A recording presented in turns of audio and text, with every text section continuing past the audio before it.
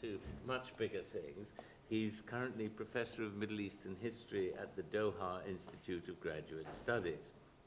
Before that, he was lecturer in Arabic and Islamic Studies at the University of Exeter, reader in Islamic Studies at the University of Manchester. Over the years, his scholarly pursuits have included civil society, democracy, and the possibility of offering an alternative interpretation of the historical trajectory of Arab nationalism in the 19th and 20th centuries. Because of the Arab Spring, his current research is focused on the entire history of democracy in the Arab world and beyond. His recent publications include book chapters, Arabness, Arab Jews and the Arab Spring in Routledge Handbook of Muslim-Jewish Relations, Democracy, Nationalism and Religion in the Arab World in the Struggle to Define a Nation, and this Arab Spring and Amin Rehani in the Book of Khalid, Critical Edition. And today he's going to talk about Islam and Democracy, a Dialogic Evolution. Thank you, Peter, for a very comprehensive introduction. And hello, everybody. I'm going to talk about a subject which is probably familiar to most of you, but everybody keeps asking the same question, that whether Islam is compatible with democracy or not. And I'm going to divide my talk into three parts. I will start off by trying to define what is Islam and what is democracy. Second, I will try to see whether Islam in its historical development does have any particular qualities or precedents which make democracy possible compared to other religions. The second part will concentrate on a few things which happened in the 20th century, basically the experience of various Arab countries with democracy. And the third part will try to understand the Arab Spring. I will not spend much time on it because I think it's familiar to most of you. Then, as far as we know, it has been disappointing to most people. Most people were very enthusiastic and something went wrong, and we don't know whether it will be restored to its former glory or not. And my last conclusion will try to see all these things within what is called globalization. The idea that perhaps what is happening in the Arab world has nothing to do with Islam or democracy, and it may have more to do with this movement called globalization, and to what extent we can explain things by trying to understand globalization. In other words, it's my contention that the Middle East cannot be understood without its international framework, and whatever is going on there has to be referred to bigger powers and international institutions.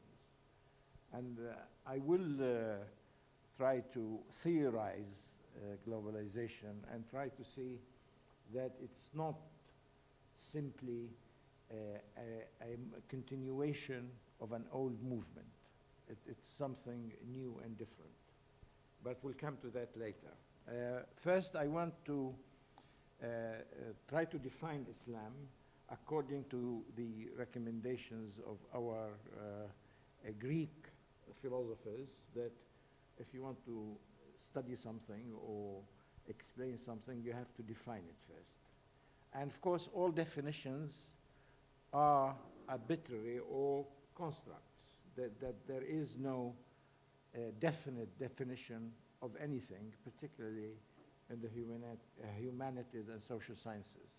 But as far as Islam is concerned, most people think that Islam is like Christianity, for example, or Buddhism, or other religious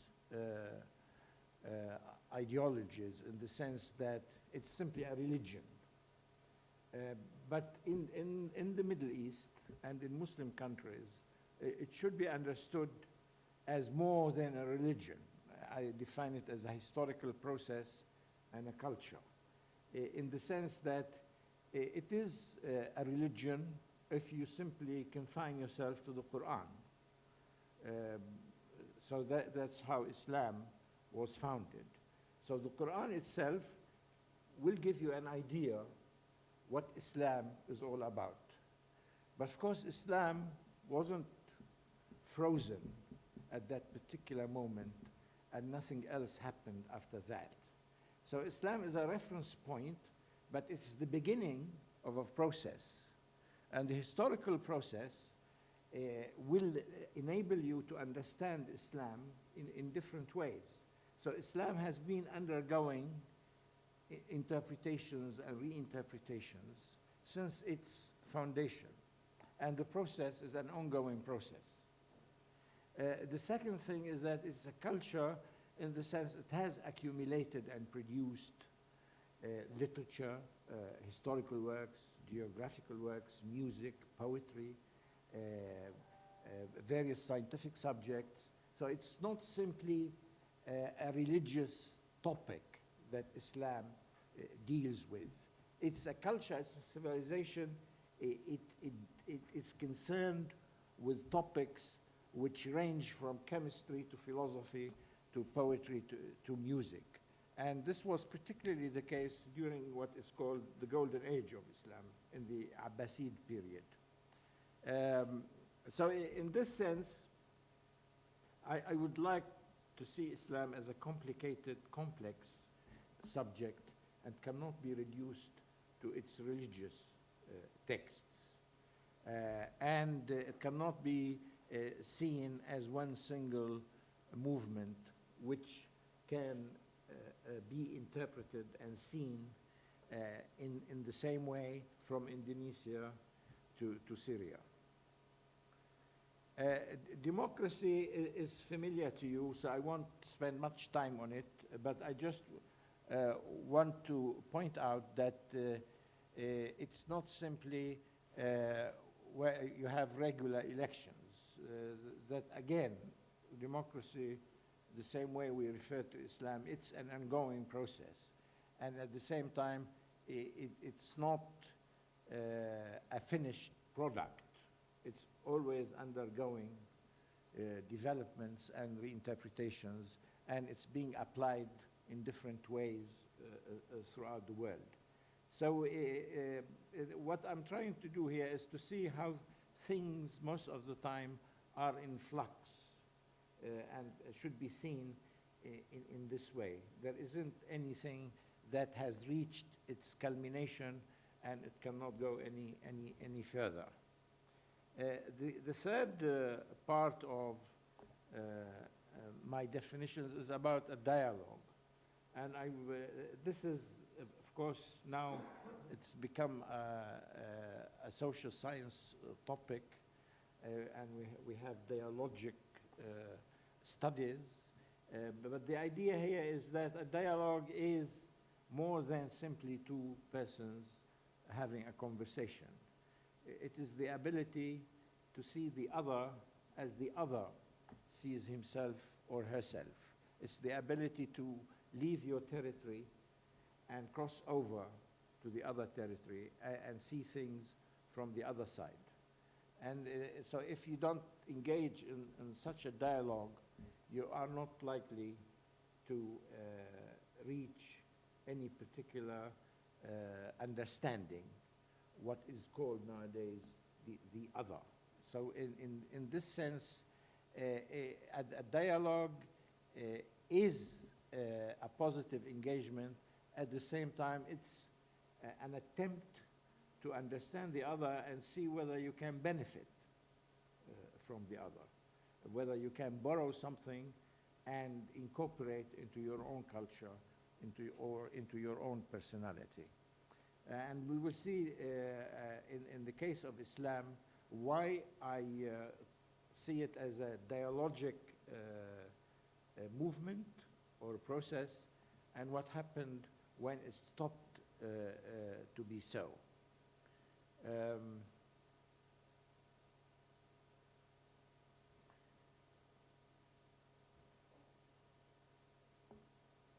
One final word about culture, that the same way as democracy, Islam, and the idea of having a dialogue with the other, the idea that cultures are etched in stone or cultures do not change over time is a very traditionalist and outworn idea, and we should give it up altogether.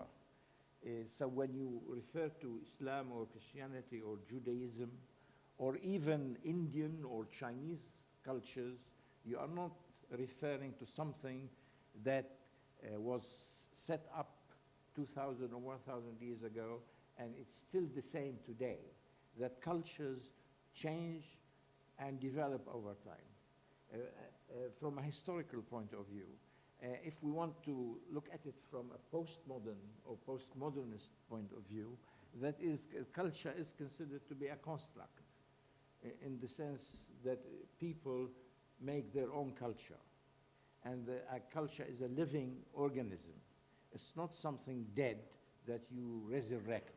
It's something that you try to use in order to solve problems in your own life, in your daily life, whether they are personal or cultural or social or economic.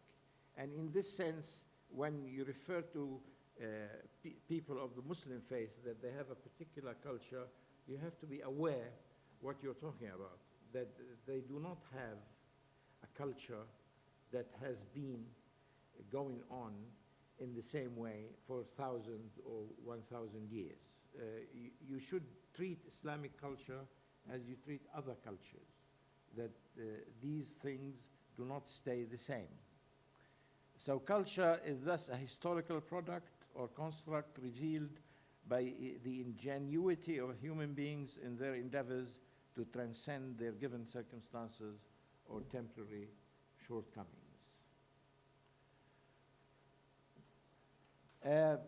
So if we go back to Islam and see what we mean when we say at the beginning it was a dialogic movement or religion.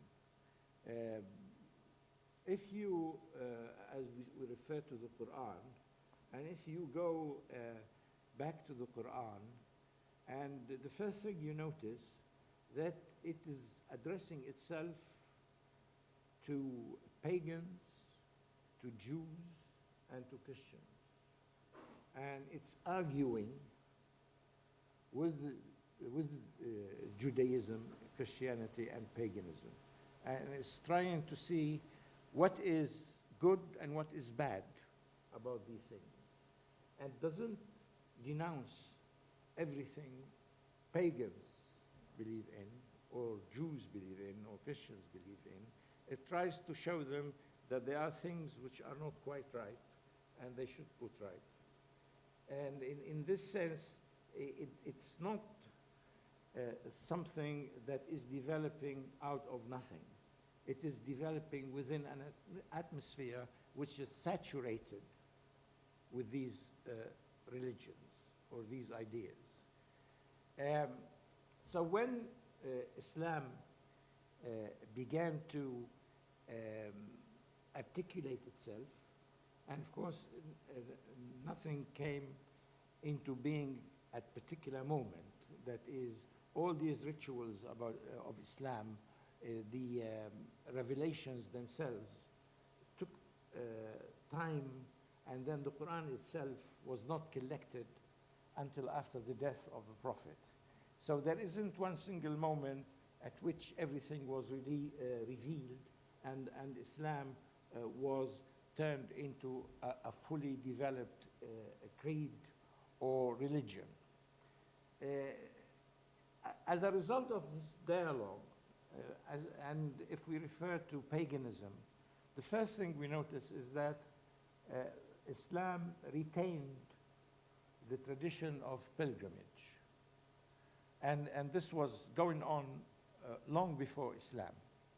It may change the way pilgrimage is conducted, or how, what particular rituals people use, but the idea itself of pilgrimage was retained.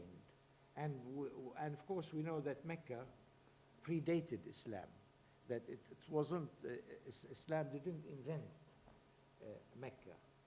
So Mecca was a center of worship long before the advent of Islam. The second thing is that it adopted Abraham as the founder of Islam. And we know that Judaism and Christianity do the same. That's why we refer to these religions as Abrahamic religions. And the third one is that it does revere Jesus more than any other prophet, and it speaks very highly of Mary, Virgin Mary, as the mother of Jesus, and it admits or accepts everything that Christianity says about Mary.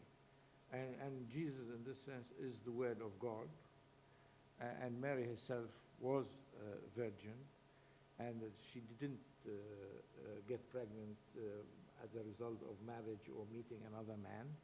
So in this sense, this whole idea of Jesus and his mother and how Jesus came into the world is accepted and adopted in the Quran. So this was the beginning of Islam. And I just want to stress that this idea of accepting all these things was the result of what you call a religion with an open mind, a religion which is prepared to accept other beliefs and other practices from other religions. The second phase, which we call historical Islam, is the phase where another dialogue was taking place. And this time was with all the ancient world, all the cultures of the ancient world, particularly Greek culture, Persian culture, and Indian cultures. And of course, all the debates which take place in this period are built on the Greek logic and Greek philosophy. And you cannot understand the theological arguments in Islamic literature and arguments without referring to Greek philosophy.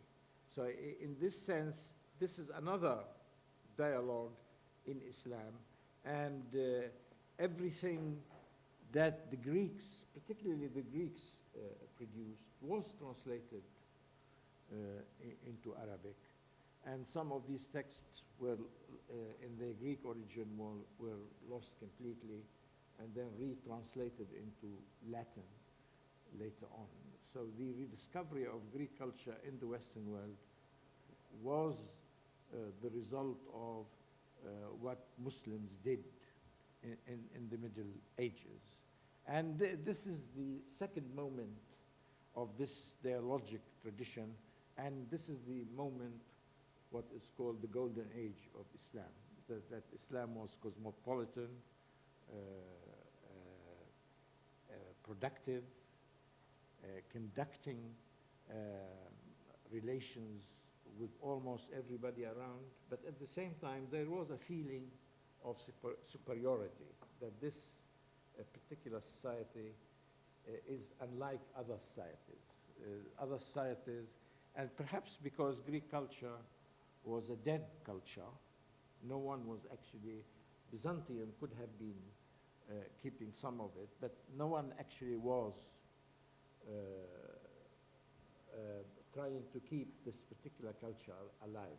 And if it wasn't for this particular moment in Islam, perhaps most of it would have been lost as a result. So you could say that this went on in one way or another until about 1258. And this is a arbitrary date, but that's when the Mongols invaded the Near East and destroyed the caliphate in Baghdad. But most historians think that this particular moment kept producing this particular thing in philosophy, in literature, in scientific subjects, down to the 18th century. And particularly, this is the idea of Marshall Hodgson, who wrote a three-volume study of the venture of Islam. His idea that we shouldn't start thinking of the decline of Muslim civilization as early as the 12th or the 13th century, that it actually, Muslim culture was still functioning well until about the 18th century. And this is when something completely different began to happen. That's when Europe began to put other societies behind it. And this is what we call the Industrial Revolution, or then the French Revolution, or the American Revolution, or all the other revolutions which happened towards the end of the 18th century. This is the moment when we start noticing that there is a qualitative difference between Islam and other societies. And things started to change again in the 19th century, in the sense that we had a new group of religious leaders, and these religious leaders conducted what you might call a third dialogue with the outside world. This dialogue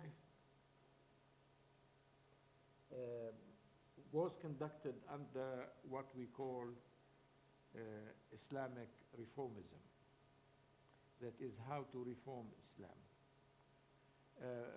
Before I discuss Islamic reform, I just want to sum up this idea about Islam and its dialogues in the sense that perhaps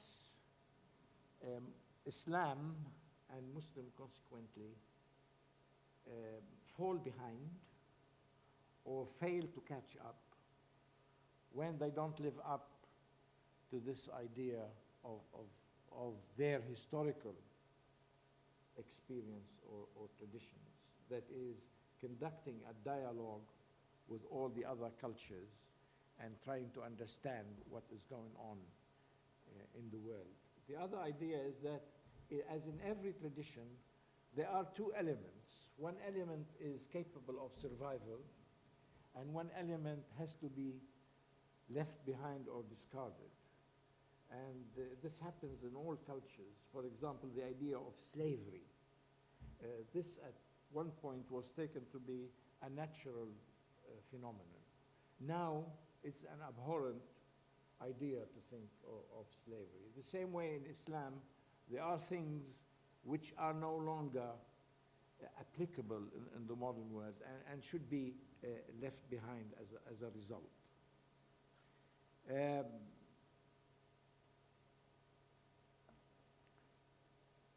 Islamic reform started as a movement which embraced most Muslim countries.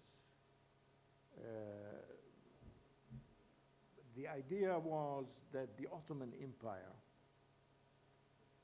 felt that something was going wrong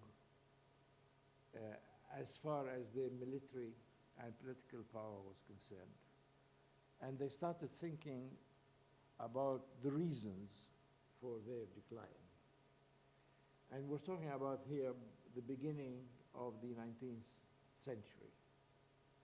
And the Ottoman Empire itself tried to remedy this situation. At first, they thought this was simply a military or technical problem. That is, if you buy different weapons and if you train your troops differently and if you copy European armies, you'll soon catch up with Europe and you become powerful again. So they tried this technique, it didn't work, so and then it spread to other areas, from the military to the administration, then to culture, then to education system, then to industry, agriculture, and everything else. So in this sense, the Ottoman Empire launched this process of reforming Islam in order to catch up with Europe. And the idea was that for the first time, Muslim societies felt and knew that they were falling behind, that they admitted that something was wrong. For a long time, this was something that nobody owned up to. Nobody said, look, we are not any longer a powerful society, we are falling behind, and the reason is that our state, our economy is not any longer up to date. And there are other economies and other states which are more powerful, more advanced than our society. So this is actually, it happened for the first time in the 19th century, when the idea that Islam was in decline. Not Islam as a religion, but Islam as states, as armies, as institutions. And in this sense,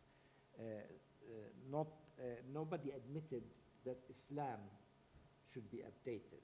What they admitted to was that Muslims should live up to the original message of their religion. So the idea of reformist Islam, and reformist Islam was called during that century Salafist Islam. And Salafi nowadays has a different connotation, but then it meant simply going back to the religion of our ancestors, those who set up the religion. But the fascinating thing about reformist Islam is that it said we cannot advance any further without understanding what is going on in Europe. We have to study their institutions, their culture. We have to have a different education system, and we have to borrow as much as possible. This didn't mean that we had to give up our religion or change our beliefs, but there's something staring us in the face, that this European continent has left us behind, and we cannot catch up with them unless we know what's going on. So people started writing about Europe in the sense that trying to understand what they can copy or borrow from Europe. And people like Tahtawi or Muhammad Abdu or Afghani or anyone living in the Ottoman Empire itself, this was something taken for granted, that you had to understand European culture, and there is no reason why you shouldn't accept most of what they have.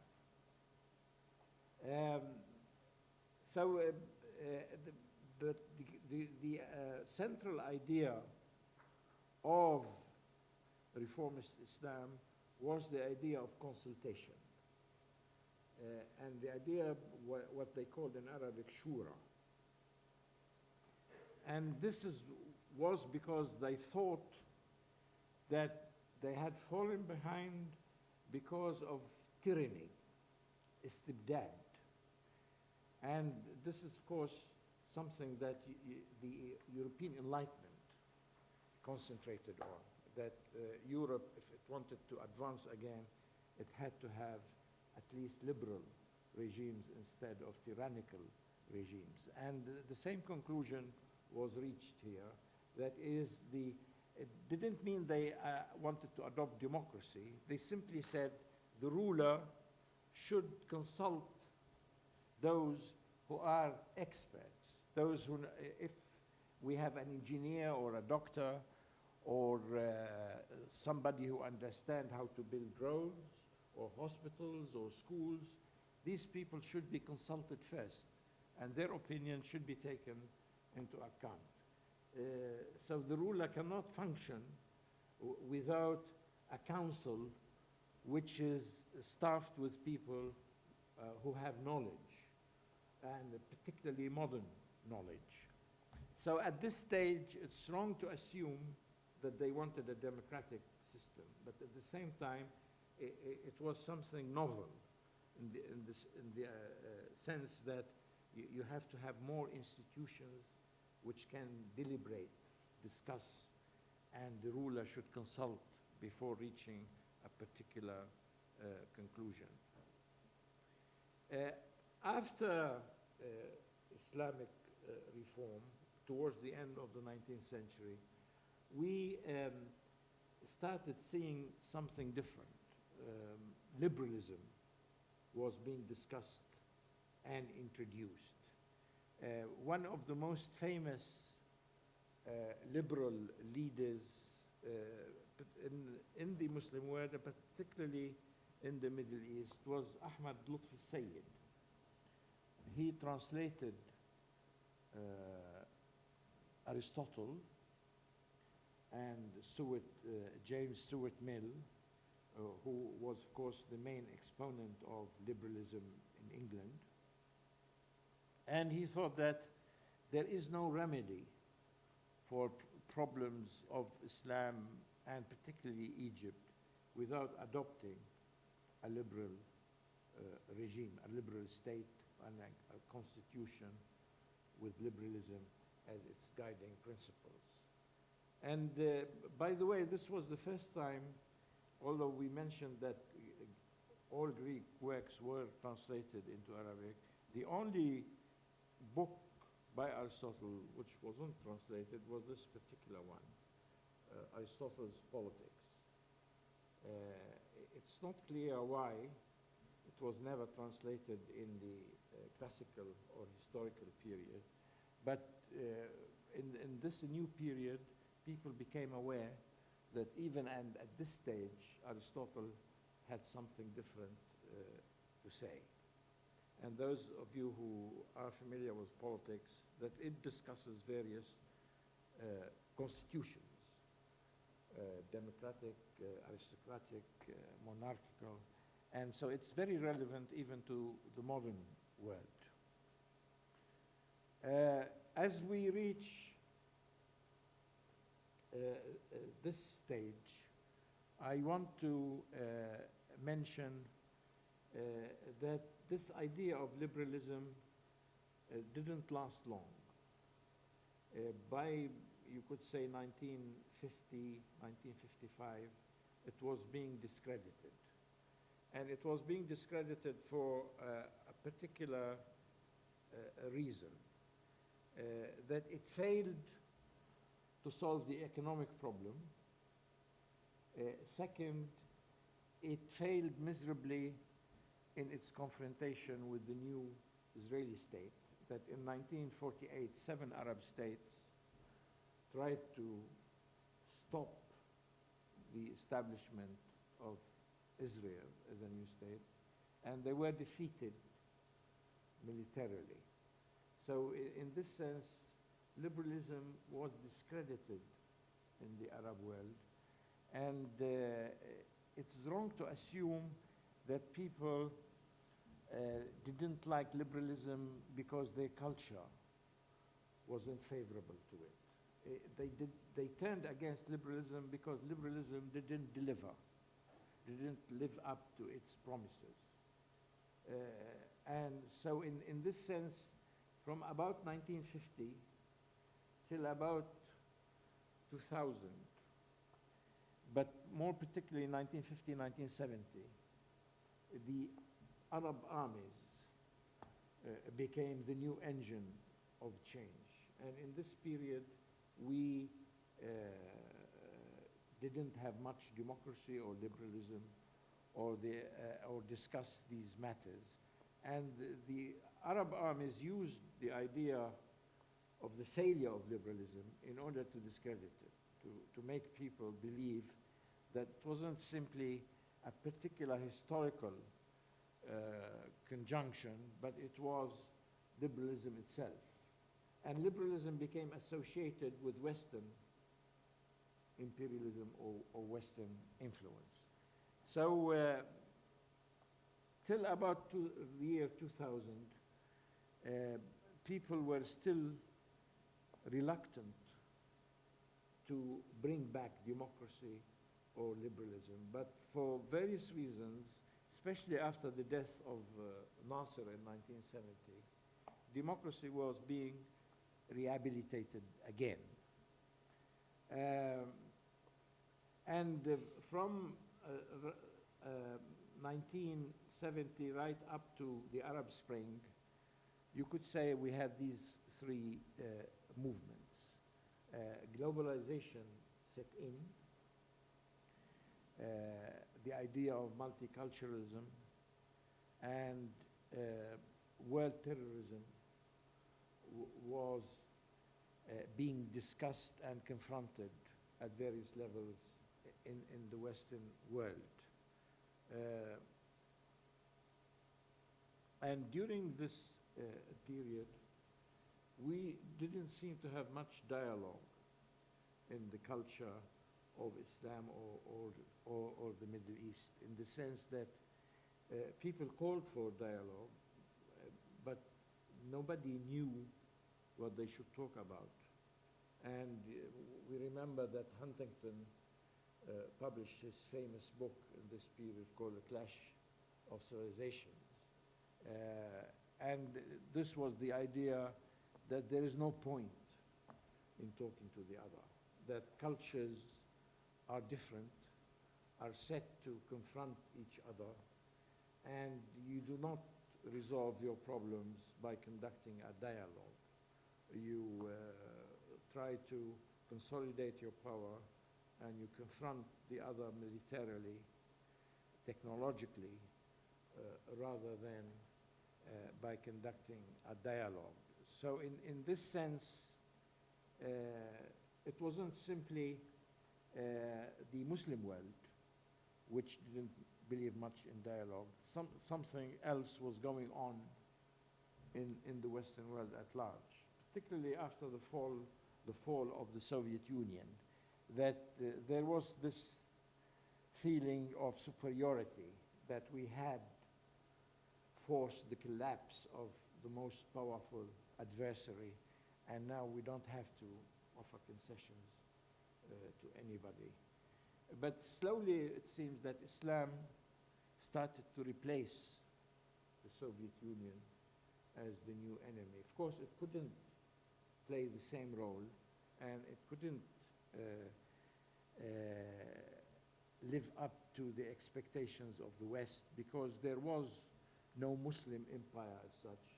There was no Soviet organization of Muslim countries. But it was in this period that what I call dialogue of the deaf became more popular.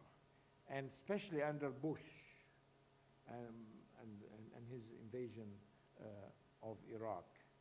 And of course, this was supposed to be the American century. And everybody should join the new American century. The Americans tried for a few years to propagate the idea of democracy.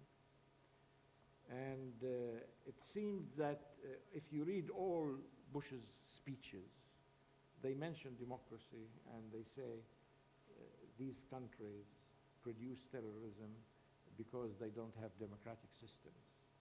If they have free elections, if they have freedom the way we do, all extremism will evaporate, and they will join us as civilized countries and societies.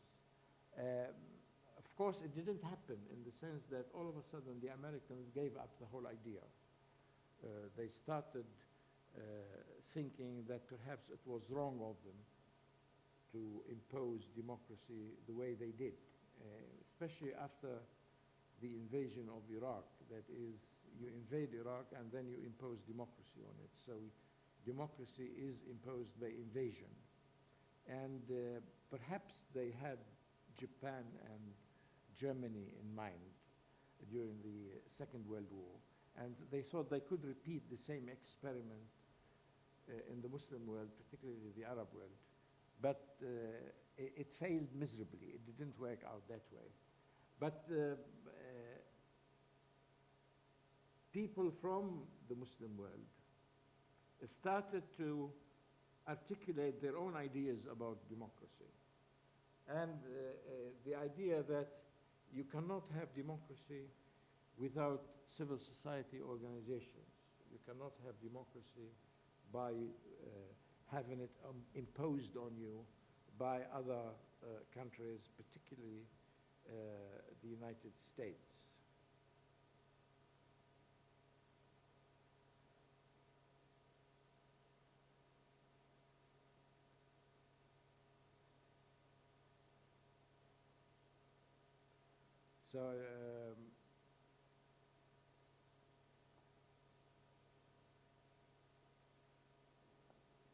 So by the mid-1980s, we had these two models in the Arab world. One was that Islam is the solution to our problems.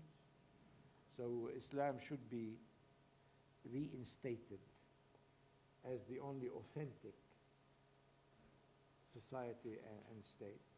The other idea was that democracy is the solution to our problems. During this period, most people didn't think actually that there was any democratic movement in the Arab world. Most people thought that Islam was in the ascendant and Islam was conquering all social groups and there was no other political movement. So that's why the Arab Spring came as a surprise to most people, because they didn't take these movements which called for democracy seriously. And I think we shouldn't allow ourselves to be surprised again, that this is not the end of this movement. And it's surprising that during the Arab Spring, no one who was demonstrating asked for an Islamic state. No one said, we want an Islamic state to govern our societies. All the slogans had to do with liberty, with dignity, with economic development. So it's surprising to note that after all these years, what you call this youth bulge, the Arab young people, were actually asking for a democratic system, liberal,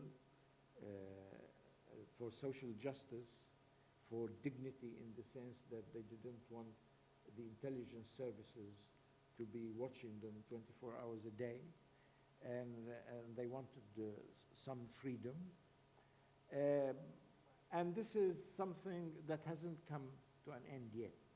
We have civil wars in Yemen, Syria, Libya, Bahrain is not settled yet. The only country which managed to transition to a democratic system was Tunisia. So in this sense, it gives hope that other countries can follow suit in the future.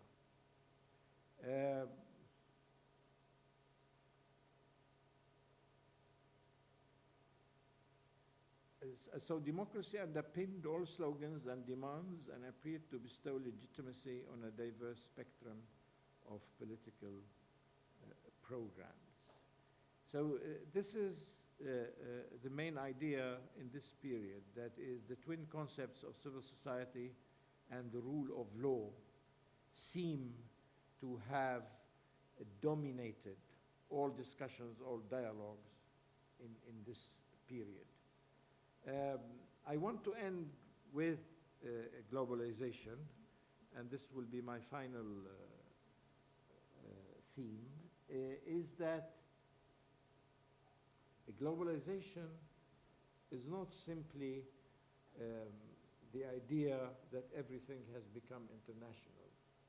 It is that the economy, politics, and culture, first of all, have been turned into commodities, that everything now has a price tag. And so in private as well as public, the commercialization has taken over. The idea of consumerism, the idea that you should market everything and sell everything, and everything has a price. So there is nothing in the abstract. If you just want to write poetry for the sake of poetry, you're not going to get very far. You have to market your poetry, you have to sell your poetry, and you have to show that your poetry is relevant to other members of society.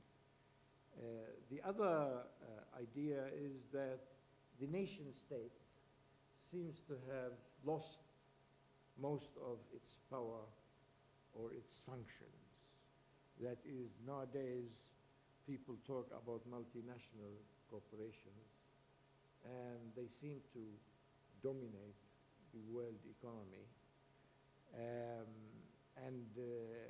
In this sense, capital, investment, labor, migrations, which are largely outside the direct control of nation states, seem to be the main themes of the world economy. So in this sense,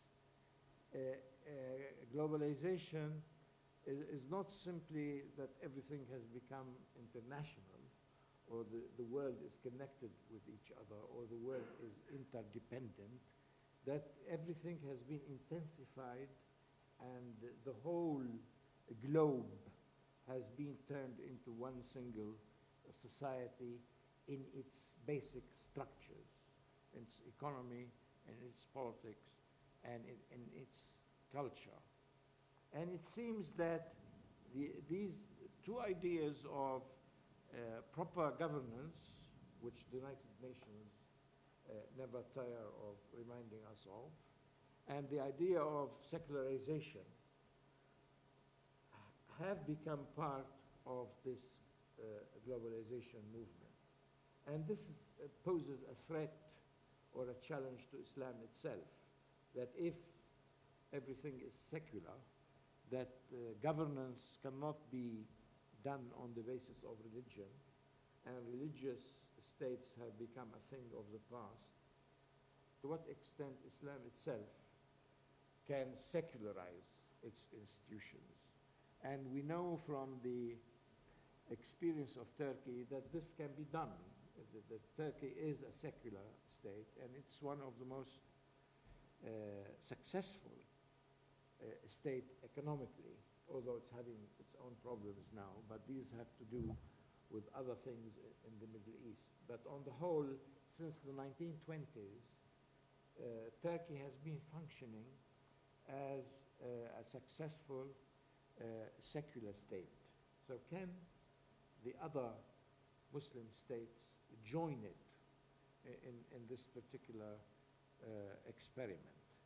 And I want to end on this note, on this question, that is, what is the challenge for the rest of the 21st century is the extent to which Islam can secularize itself.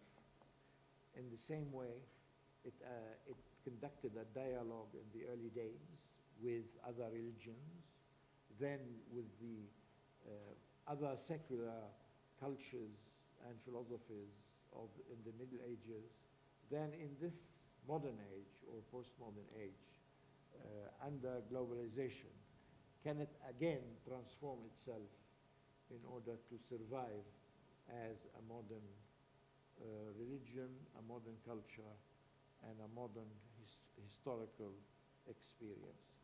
Thank you.